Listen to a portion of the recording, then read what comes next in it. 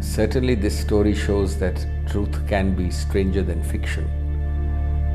A story with mystery, with pathos, with tragedy, and with a remarkable amount of continuing suspense.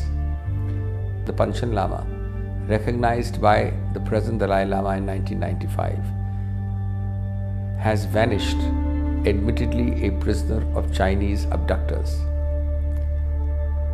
Clearly, this is a major invasion of the fundamental spiritual and religious rights of the Tibetan people. But more than that, it also shows how harsh, how cruel, how dictatorial, and how unrepentant and unrelenting the Chinese have been in their approach not only to the plateau of Tibet, but to all the spiritual and religious rights associated with that movement.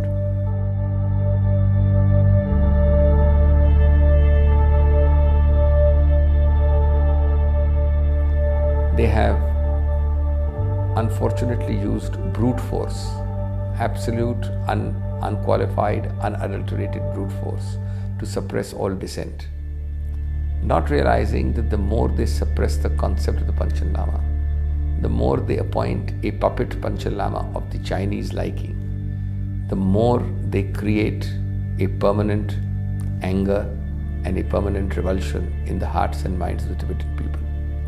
That may be silent now, that may be unknown now, but in the ultimate analysis, it has not died. It lies very much there, simmering below the surface.